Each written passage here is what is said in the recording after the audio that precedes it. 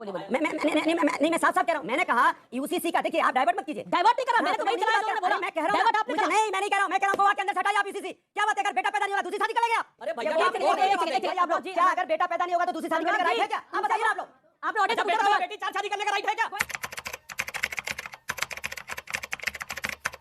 अभी बदत है भाई, अभी बदत है। बोलिए। मैं साफ साफ कह रहा हूं। मैंने कहा यूसीसी का, देखिए आप डाइवर्ट मत कीजिए। डाइवर्ट नहीं करा, मैंने तो वही चलाया जो उन्होंने बोला। मैं कह रहा हूं डाइवर्ट आपने करा। नहीं, मैं नहीं कह रहा हूं। मैं कह रहा हूं गोवा के अंदर से हटाइए आप यूसीसी। क्या बात है, अगर बेटा पैदा नहीं होगा दूसरी शादी कर लेंगे आप? अरे भैया एक सेकंड अनुराग, देखिए ऐसा होता है कि ट्रेन का डिब्बा जब पहले चलता है तो वो पहली पटरी के बाद भी जब डिरेल हो जाता है, एग्जैक्टली स्थिति आपकी वही है। गोवा के चैलेंज अब आप शांत होइए, अब आप शांत होइए। बेटियां बैठी हैं, लोग बैठे, बताइए क्या, आप बताइए आप लोग, क्या अगर बेटा पैदा नहीं होगा तो दूसरी शादी करने का राइट है क्या? आप बताइए ना। आप लोग, आपने ऑडियंस से पूछा ना बेटा सवाल। बेटी चार शादी करने का राइट है क्या? कोई नहीं। किसने कहा? किसने कहा? अब सुधांशु की बारी, सर आप मसौदा एक सेकंड मसौदा, इन्हें मसौदा तैयार करा हुआ मिल अब गया। बेचारे उलेमा के खिलाफ कैसे बोल दे? अब ये विचारों की स्थिति ये है तो इनको आके गोवा चिल्लाना ही है। पहला अनुराग दिया ना, अभी तक हमने तो कहा यहाँ तो आपने बोलकर रखा बेटा हो बेटी तब चार कर लेंगे, दो नहीं चार। गोवा में ये तरीका नहीं है। कोई विकल्प नहीं। सुधांशु आप चुप रहिए। अनुराग आपने अपनी बात को रखा। चिल्लाने के अलावा कोई विकल्प नहीं। सुधांशु त्रिवेदी, अब आपकी बारी है। एक सेकंड। समाजवादी पार्टी के मेंबर ऑफ पार्लियामेंट ने बोला, बरक साहब ने, वो आपने सुना। सलमान खुर्शीद ने जो बोला वो आपने सुना। क्या आपको लगता है आपकी मंशा भी थोड़ी शक वाली है, इसीलिए आप पे विश्वास नहीं कर पा रहा कोई? देखिए हमारी मंशा बहुत साफ है। क्या है मंशा? स्वतंत्रता के 75 वर्ष के बाद बहुत से ऐसे ब्रिटिश की गुलामी की मानसिकता के विरासत के बहुत सी चीजें रह गई थी जिन्हें समाप्त करना जरूरी है। और मैं कोट करना चाहता हूं, डॉक्टर अंबेडकर ने 23 नवंबर 1948 को संविधान सभा की डिबेट में जब यह विषय आया तो उन्होंने कहा कि मुझे आश्चर्य है इस बात का कि पूरे देश में एक समान कानून क्यों नहीं हो सकता।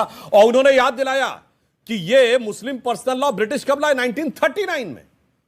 यानी कब यह बात हो रही? 48 की। उन्होंने कहा केवल 10 साल पहले पूरे भारत के सारे मुसलमान, यहां तक कि वो इलाके जो अब पाकिस्तान बांग्लादेश में चले गए, नॉर्थ वेस्ट फ्रंटियर प्रोविंस, सब कॉमन लॉ से गवर्न होते थे। तो यह क्यों नहीं हो सकता?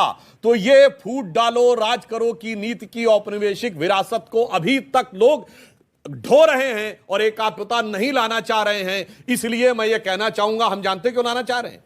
एक पुरानी पंक्ति थी कविता की कि उगा सूर्य कैसा कहो मुक्ति का ये, उजाला करोड़ों घरों में न पहुंचा।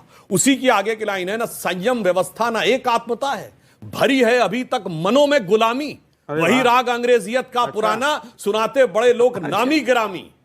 इसीलिए प्रजातंत्र की धार उतरी गगन पे मगर नीर जन सागरों तक न पहुंचा। तो अब मोदी जी के नेतृत्व में प्रजातंत्र की वह धार, वो सबके वो मुक्ति का सूर्य, उसका उजाला क्यों नहीं मुस्लिम बेटियों के पास धार्मिक नहीं है? आपका एजेंडा धार्मिक नहीं है। 10 सेकंड लाइन और कह दूं। देश में अनुराग शांत रहिए, आपका टर्न हो चुका है। 10 सेकंड। जी, समानता की बात में सांप्रदायिकता नजर आती है और संप्रदाय सापेक्ष नियम में धर्मनिरपेक्षता नजर आती है। ऐसा विचित्र उदाहरण आपको दुनिया में कहीं देखने को नहीं मिलेगा। कलीमुल हफीज साहब, एक बड़ा मूल सवाल है, इसमें धार्मिक एजेंडा क्यों दिखाई देता है? क्या आपको लगता नहीं है कि इसको संवैधानिक दायरे में देखना चाहिए?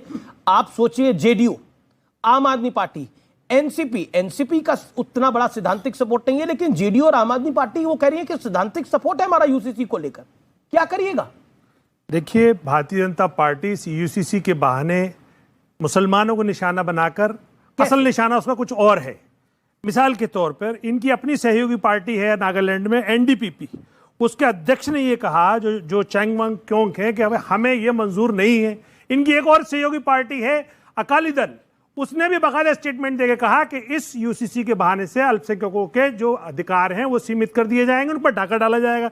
इसके अलावा Nagaland Baptist trust association, Nagaland tribal council, उसके अलावा खासी हिल ऑटोनोमस डेवलपमेंट काउंसिल ने 24 जून को बाकायदा प्रस्ताव पर करके ये कहा। तीसरी बात,